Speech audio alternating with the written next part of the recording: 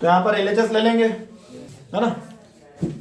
अब LHS लेंगे, लेकिन इस क्वेश्चन में आप एक चीज देख रहे होंगे कि जो हमारे पास में जो लेफ्ट हैंड साइड पर जो है, जो लिखा हुआ है उसमें कॉस और साइन है, जबकि अपन पढ़ते आए हैं कि क्या, कि अगर यहाँ पर टेन हो या कॉट हो, कॉसेक हो, सेक हो, तो उसको हम साइन और कॉस के पदों में बदलते हैं। जबकि क्वेश्चन आप देख रहे हो कि इसमें ऑलरेडी साइन और कॉस के पद में ही है, तो इसको और क्या सरल कर सकते हैं हम, है ना। ये क्वेश्चन है हमारे पास में, तो इसको सरल अब क्या करेंगे कि इसको डायरेक्ट सॉल्व करेंगे हम। डायरेक्ट सॉल्व जैसे हम करते हैं, अब अगर देखा जाए तो ये हमारे पास में एक परिमेय संख्या की तरह हो चुका है। देखो ये, है ना, अंश बटे हर हो गया, ये भी अंश बटे हर हो गया। और जब संख्या हमारे पास में अंश और बटे हर में होती है तो हम हर का क्या ले लेते हैं, एलसीएम लेते हैं ना। तो यहां पर भी हम इन दोनों का क्या ले लेंगे, एलसीएम ले लेंगे, क्योंकि हमको इसको सरल करना है। तो इसको 1 प्लस साइन ए को कोष्टक में लिखते हैं, है ना, और ये कौन हो जाएगा हमारे पास में, कॉस ए। अरे आगे बात समझ में यहाँ तक, चलो इसको नहीं भी लिखोगे कोष्टक में चलेगा क्योंकि ये सिंगल है, तो कॉस ए। अब आपको एलसीएम लेना आता है, क्या कहते हैं अपन कि पहले देंगे भाग, फिर करेंगे गुना। तो 1 प्लस साइन से पहले इसमें भाग दिया, तो देखो ये भी नंबर वही है, ये भी नंबर 1 वही है, तो 1 बार डिवाइड जाएगा कि नहीं जाएगा, एक ही बार भाग जाएगा। तो 1 प्लस साइन ए से 1 प्लस साइन ए में एक बार भाग गया, और यहां पर अगर 1 आया तो 1 का गुना कॉस में भी तो रहेगा।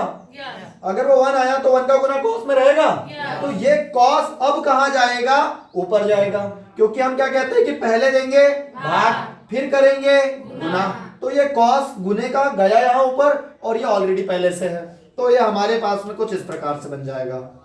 क्या बन जाएगा, कॉस ए गुणित कॉस ए हो जाएगा। अरे हो जाएगा, फिर ये बीच का प्लस लगाएंगे, फिर वही पहले देंगे फिर करेंगे। तो कॉस ए से कॉस ए में भाग गया, कितनी बार गया, गया एक बार। अब इस एक का गुना इसमें हो गया तो 1 प्लस साइन ही आया, तो ये 1 प्लस साइन ए कहां जाएगा, ऊपर जाएगा। तो भाई ये हो गया हमारे पास में 1 प्लस साइन ए पूरे का स्क्वायर। या अगर ऐसा नहीं लिखना है तो 1 प्लस साइन ए, पहले मैंने ये वाला लिख दिया, अब ये वाला लिखूंगा 1 प्लस साइन ए। यहां तक समझ में आया क्या कि नहीं है, अरे यहां तक समझ में आया, क्या क्या समझ में आ गया।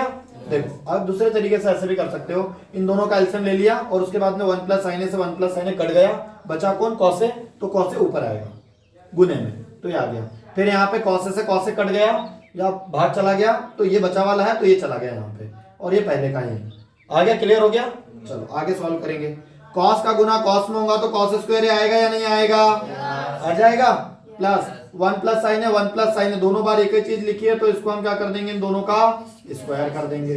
अरे करेंगे नहीं करेंगे, अब ये 1 प्लस साइन है जैसा का वैसा रहने, तो इसको और सरल आप कर ही नहीं सकते कुछ, क्योंकि आप करोगे भी तो क्या होगा, कॉस ए का गुना 1 में हो जाएगा और कॉस ए का गुना साइन में हो जाएगा, और उससे कोई सर्वसमीका नहीं बन रही है और उससे कुछ नहीं आने वाला, तो इसको कुछ मत करो, जैसा का वैसा रहने दो। लेकिन यहाँ आपको एक चीज समझ में आ रही है, क्या समझ में आ रही है, हाँ, यहाँ पर आप क्या लगाओगे, एक सर्वसमीका लगाओगे, सर्वसमीका का प्रयोग करेंगे हम, और वो सर्वसमीका कौन सी रहेगी, a प्लस बी का होल स्क्वायर इज इक्वल क्या होता, a का स्क्वायर प्लस b का स्क्वायर प्लस 2ab। अरे होता है ऐसा, हाँ, चलो तो इसको प्रयोग करेंगे भाई।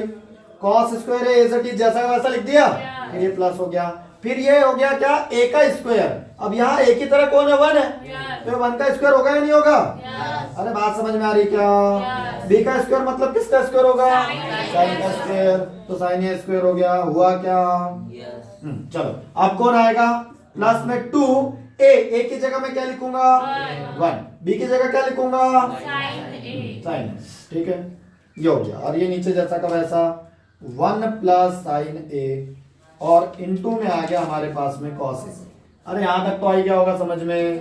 चलो अब आगे वहां पर देखो, और जरा ध्यान दो, यहां जरा ध्यान देना, कुछ तो हो रहा होगा।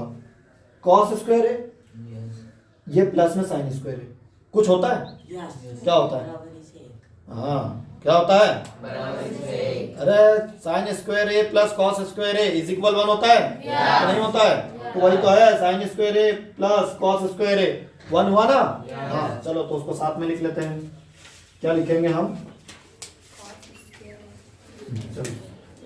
कॉस स्क्वायर ए प्लस साइन स्क्वायर ए, ये साथ में लिख लिया, प्लस, अब आप बताओ 1 का स्क्वायर कितना होता है? 1 ही होता है, जानते हो आप। प्लस 2 का मल्टीप्लाई 1 में हो गया तो 2 साइन ए, क्योंकि 1 में मल्टीप्लाई होगा तो वही आएगा। और 1 प्लस साइन ए जैसा का वैसा, और इंटू में कॉस ए भी जैसा का वैसा। ये भी समझ में आ गया होगा। कॉस स्क्वायर ए और साइन स्क्वायर इन दोनों की वैल्यू तो अब आप जानते हो कितनी होती है। तो 1 प्लस कितना हो गया? ये 1 प्लस 2, ये हो गया साइन ए। अरे 1 ही हुआ। और यहाँ पर क्या हो जाएगा? ये 1 प्लस साइन ए, और अपॉन में क्या आ जाएगा? ये कॉस ए। ठीक है, अब 1 और 1 देखो, अभी पहले तो ये लिखेंगे हम कि ये कैसे हुआ 1, ये कैसे हुआ। तो हमारे पास में सर्वसमीका है, ये भी कौन है? सर्वसमीका है।